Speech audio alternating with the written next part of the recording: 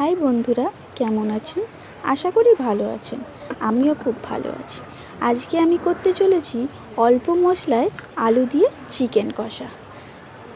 প্রথমেই আমরা মাংসটাকে ভালোভাবে ধুয়ে নেব। তারপর মশলা দিয়ে দেব, যেমন হলুদ, লঙ্কা, নুন এবং পরিমাণ মতো তেল। তারপরে দিয়ে দেবো কিছু কুচিয়ে রাখা পেঁয়াজ। দিয়ে মাংসটা মশলার সাথে ভালোভাবে মাখিয়ে নেব, যাতে মশলাটা মাংসের সাথে ভালোভাবে ঢুকে যায়।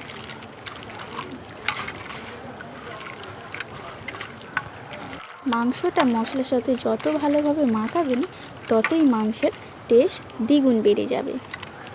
তারপরেই আমরা দেব কড়াইয়ে তেল। তেলটা গরম হলে আমরা দিয়ে দেব আলু। আলুগুলো অল্প আঁচে ভেজে নেব।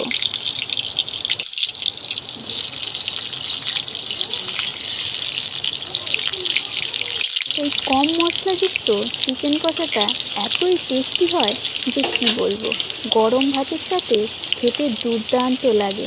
আপনারা রুটি দিয়েও খেতে পারেন, তাও ভালো লাগবে। আমি আলুটা কিছুটা বাদামি বাদামি করে ভেজে নেব।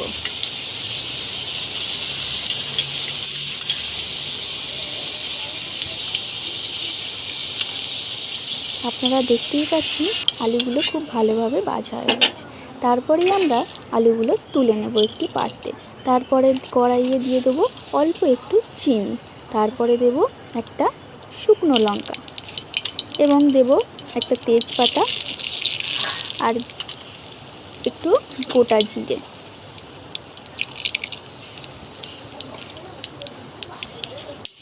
এগুলো একটু ভাজা ভাজা হয়ে গেলে তারপর আমি দিয়ে দেব আগে থেকে কুচিয়ে রাখা পেঁয়াজ।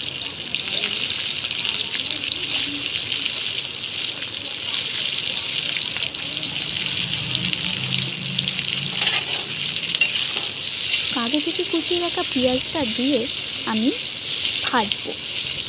পেঁয়াজটাকে একটু ভালোভাবে ভেজে নিতে হবে।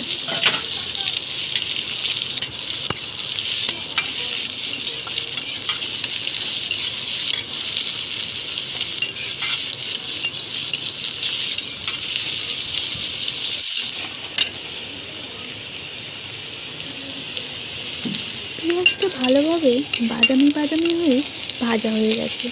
এরপর আমরা দিয়ে দেবো বেটে রাখা আদা রসুন।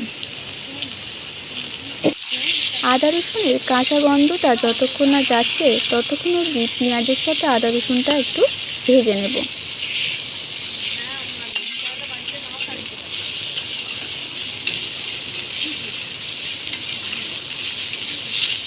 এরপর দিয়ে দেব আগে থাকতে কেটে রাখা কিছু টমেটো কুচি। টমেটো কুচিটা দিয়ে আদা রসুন এবং পেঁয়াজের সাথে ভালোভাবে মশলাটা কষে নেব।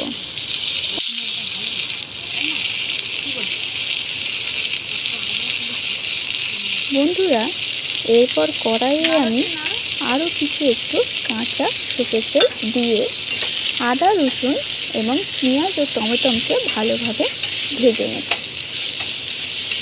তারপর আমরা দেব পরপর কিছু মশলা, খুব সামান্য, সবার বাড়িতেই যেমন থাকে, যেমন নুন, সামান্য পরিমাণে নুন দেব, হলুদ গুঁড়ো এবং লঙ্কার গুঁড়ো দিয়ে মশলাটা আমি কষতে থাকবো। যতক্ষণ মশলাটা আমি কষছি, আপনারা একটু আমার চ্যানেলটা সাবস্ক্রাইব এবং ভিডিওটা লাইক করে দেবেন।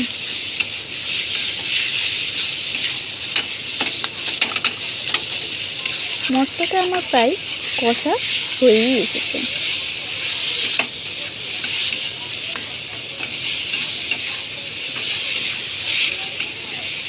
এরপর আমি দিয়ে দেব সামান্য একটু জল।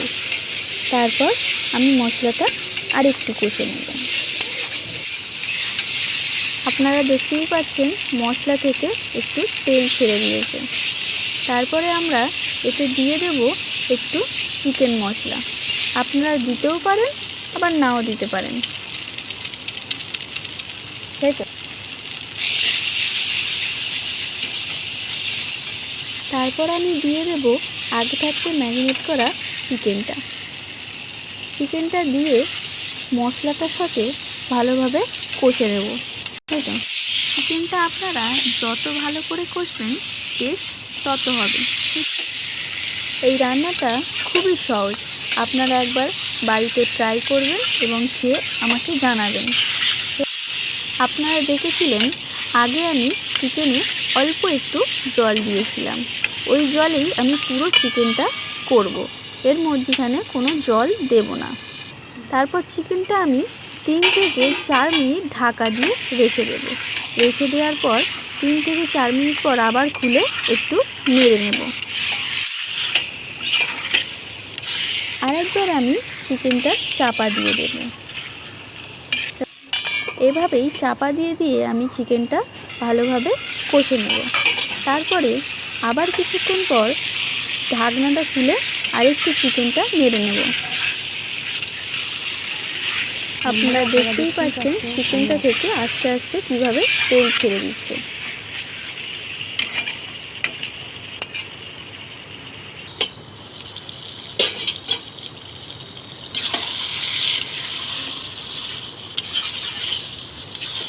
তারপর এর আগে থেকে ভেজে রাখা আলুটা দিয়ে দেব। দিয়ে চিকেনের সাথে আলুটা ভালোভাবে কষতে থাকবো।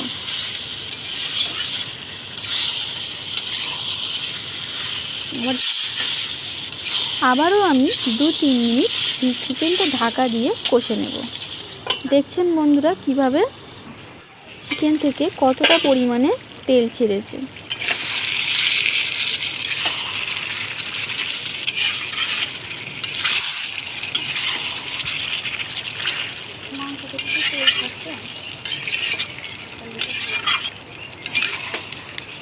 আমার চিকেনটা প্রায় হয়েই এসেছে।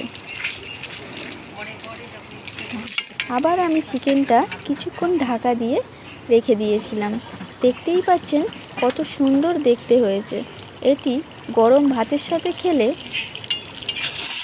বা রাতে রুটি পরোটার সাথে খেলে খুবই মজার লাগবে। আমার আলুটা প্রায় সেদ্ধ হয়ে গেছে, তাই না?